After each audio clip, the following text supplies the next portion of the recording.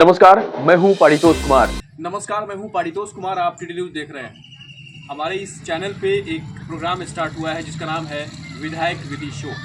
इस प्रोग्राम के माध्यम से हम लोगों को ये बता रहे हैं कि एक विधायक को कैसा होना चाहिए और विधायक का जो रोल मॉडल होता है वो क्या होता है। इसके पहले मैंने आपको बताया था कि परसा विधानसभा से बहुत सारे ऐसे कैंडिडेट्स हैं जो आने वाले विधानसभा चुनाव के लिए शंखनाद कर रहे हैं और वो अपनी बातों को लोगों तक पहुंचा रहे हैं, अपने मैसेज को पहुंचा रहे हैं कि हाँ वो किस एजेंडे पे चुनाव लड़ने की बात कर रहे हैं। हालांकि इस बीच में युवा नेता कमलेश राय की एक्टिविटी को भी मैं रिसर्च कर रहा था और मैं देख रहा था कि वाकई में जो इन्होंने कहा था उस पर किस तरह की इनकी जो सक्रियता है वो हो रही है। और आशीर्वाद यात्रा के बारे में इन्होंने मुझे बताया था। कथित तौर पे मैं जब उस चीज़ के बारे में रिसर्च किया तो मुझे पता चला कि ये बात सच है और ये सही में लोगों से मिल रहे हैं और लोगों से जो अपील करने की बातें सामने आ रही हैं वो बिल्कुल सत्य पाई गई हैं।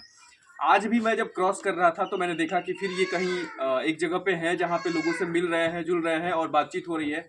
तो मैंने सोचा कि मैं इनसे फिर मिल के बात करता हूँ कि क्या अभी तक का जो गतिविधि रहा, अभी तक का जो भी एक्टिविटी रहा आपका, आपको अभी भी मतलब जो मूड एक बार बन चुका है वो बन चुका है, उसमें कोई चेंजेस नहीं आएंगे। एक बार फिर से स्वागत है आपका। आपका भी हार्दिक स्वागत है, अभिनंदन है परसा की पावन धरती पर। और आज ऐसा शुभ दिन है कि आज ही के दिन हम लोगों के युवाओं के हृदय सम्राट, आइकॉन, नेता प्रतिपक्ष आदरणीय तेजस्वी यादव जी 1,33,000 शिक्षकों को 2 नवंबर 2023 का स्वर्णाक्षरों में लिखा जाएगा।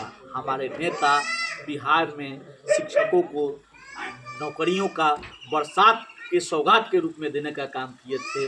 आज भी मुझे वह माने अविस्मरणीय है उसका। माने जब तक इतिहास में माँ गंगा बहेगी उनके प्रतिध्वनियों में वह तरंगायित रहेगा। और आज ही ऐसा शुभ दिन है कि प्रधान शिक्षक परीक्षा में जितने भी हमारे सफल होने वाले सभी शिक्षकों को तहे दिल से हार्दिक शुभकामना देते हैं। और छठ पर्व की लोक आस्था का जो सबसे बड़ा पर्व है, जो अभी हम लोग उसकी तैयारी में लग चुके हैं, सभी छठ घाट की साफ सफाई कर रहे हैं। तो आप सभी परसा विधानसभा क्षेत्र समेत सभी संपूर्ण भारतवासियों को छठ त्योहार की हार्दिक शुभकामना। अच्छा कमलेश भैया, एक बात बताइए। अभी आपने बताया कि जैसे इसके पहले भी बातचीत हुई थी तो बताया था कि आपने आशीर्वाद यात्रा के माध्यम से लोगों के जो मूल समस्याओं के बारे में बातचीत करेंगे। तो जो आप यात्रा कर रहे हैं अभी के समय में, तो आपको कोई मूल समस्या दिखाई दिया?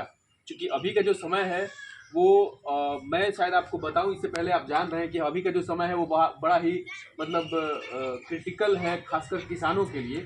और किसान लोग अपने तरीके से अगर देखा जाए तो उनके साथ क्या हो रहा है वो भी मेरा विषय है एक्चुअली, कि हाँ हम उस विषय को उठाएं और सरकार तक पहुंचाएं। तो आशीर्वाद यात्रा में जिस तरीके से आपने कहा था कि मूल जो समस्याएं हैं उनके बारे में हम चर्चा करेंगे और अभी के समय में किसानों के साथ क्या हो रहा है। और मैं चाहूँगा कि अपने माध्यम से भी उन चीज़ों को थोड़ा सा एक्सपोज करूं और लोगों को बता सकूं, सरकार तक भी ये बातें पहुंचे, आपके सरकार तक पहुंचे, आपकी जो पार्टी है उन तक पहुंचे, बाकी जो चीज़ें हैं। तो उसके बारे में आप क्या कहना चाहेंगे, जो अभी मूल जो चीज़ें आपने देखी है? पहले तो आप आशीर्वाद यात्रा की चर्चा किए तो मैं तहे दिल से अपने सहयोगियों को धन्यवाद देना चाहता हूं। और वैसे अभिभावक बंधु, नौजवान साथियों, किसान भाइयों, माताओं बहनों के प्रति हृदय से आभार व्यक्त करना चाहता हूं कि हम लोग लगातार आशीर्वाद यात्रा कार्यक्रम के तहत परसा विधानसभा के प्रत्येक गांव, प्रत्येक टोला, प्रत्येक कस्बा जाकर के आशीर्वाद लेने का काम किए हैं।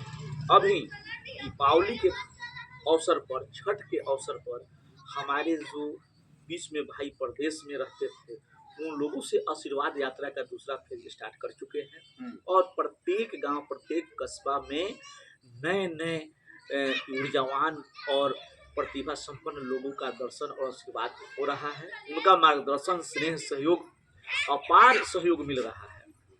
इसी बीच आप हमारे जख्म पे नमक छिड़कना का काम किए हैं। किसान भाइयों की चर्चा करके आप हम भी किसान हैं, किसान के लड़का हैं। हम लोगों के जो जख्म पे मरहम न रख करके मिर्च डाल दिए हैं। नहीं अच्छा हम सरकार से पूछना चाहते हैं कि जब चुनाव जब आता है तो आप किसान सम्मान निधि की बात करते हैं और खाता में 2,000 रुपया डालने की बात करते तो हैं। वो तो पैसा मिल रहा है ना, ऐसा तो मिल रहा है, लेकिन उसके बदले में किसान का कितना आप खून चूस रहे हैं शायद आपको पता नहीं होगा। डीएपी का ब्लैक मार्केटिंग हो गया है, मार्केट से आउट है, और सरकार के सोची समझी राजनीति के तहत अफसरशाही चरम पर है। कमीशन खोर, घूसखोर, ब्लैकमेलिंग चरम पर है। आज समुचित मात्रा में कितना आवंटन होना चाहिए बिहार वासियों के लिए डीएपी फर्टिलाइजर्स कितना महत्वपूर्ण है, जबकि हमारे आबादी का 70% लोग कृषि पे निर्भर करते हैं, उसी से उनका जीवन यापन होता है, और खाद बीज समय से नहीं मिले, वह भी कई माने गुना बढ़ा हुआ दामों पर मिले। आज कलेजा कांप जाता है खाद बीज के दुकानों पर जाते समय। जो कभी 600 में मिला करता था आज 2200-2500 रुपया उसका मार्केट वैल्यू है। वह भी ओरिजिनल डीएपी नहीं है, ओरिजिनल फर्टिलाइजर्स नहीं है। तो आखिर सरकार कान में तेल डालकर सो रही है। और जो सरकार कहती है कि किसान को हम सम्मान निधि योजना के तहत साल में 2,000-4,000 सहयोग कर रहे हैं, उसके जेब पर हजारों हजार रुपया का डाका डाला जा रहा है।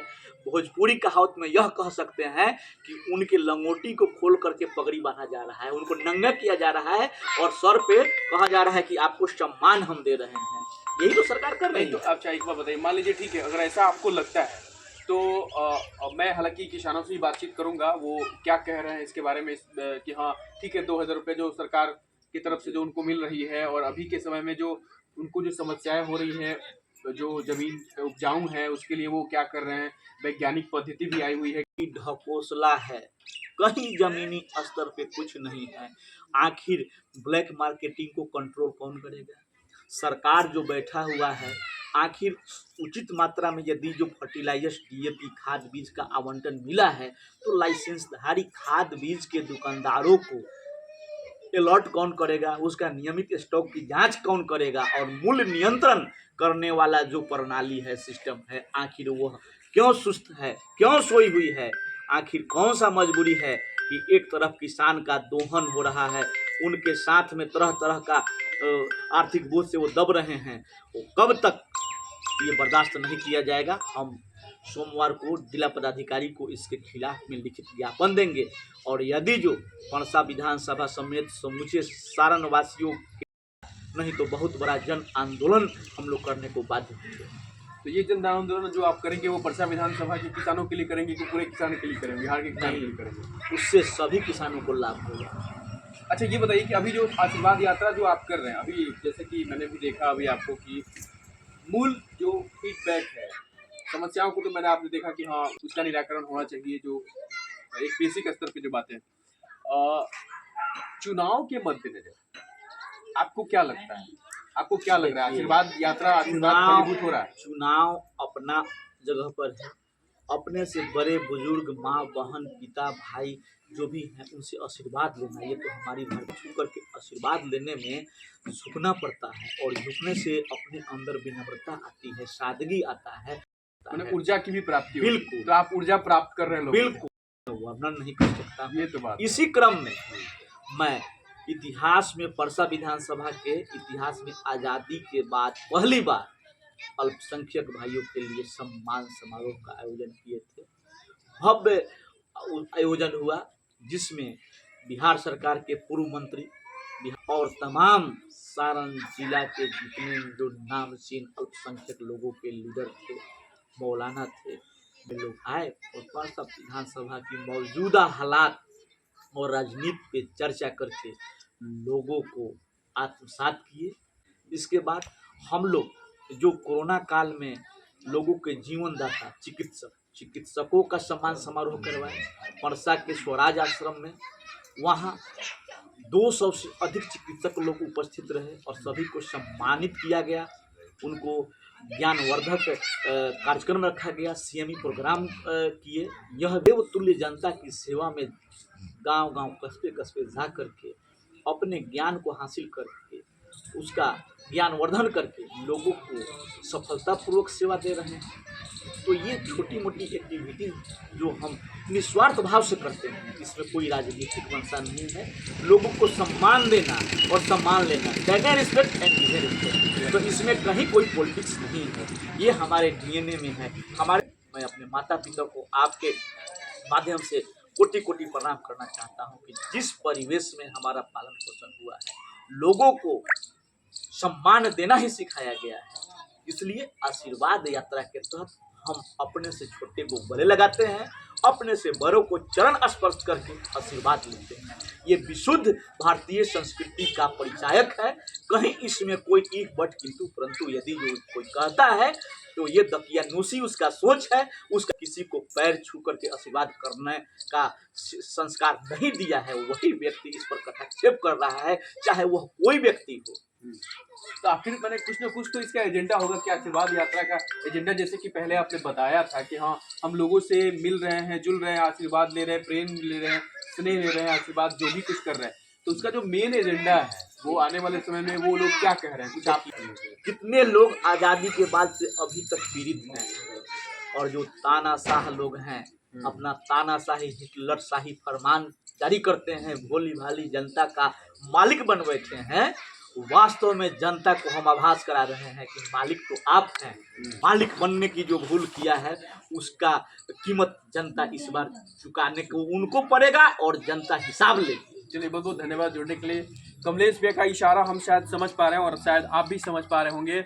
आशीर्वाद यात्रा इनकी फलीभूत हो रही है और लोगों का प्रेम और स्नेह के साथ आशीर्वाद इन्हें मिल रहा है। तमाम अपडेट्स हम आपको बताते रहेंगे और इनकी आशीर्वाद यात्रा पे हमारी नज़र बनी हुई है। नमस्कार, मैं हूं पारितोष कुमार। न कोई शोर, न आगे बढ़ने की होर, मौलिकता के साथ सिर्फ सच्ची और बड़ी खबर टीडी न्यूज पर। तो देखते रहें और सब्सक्राइब जरूर करें टीडी न्यूज बिहार। नमस्कार।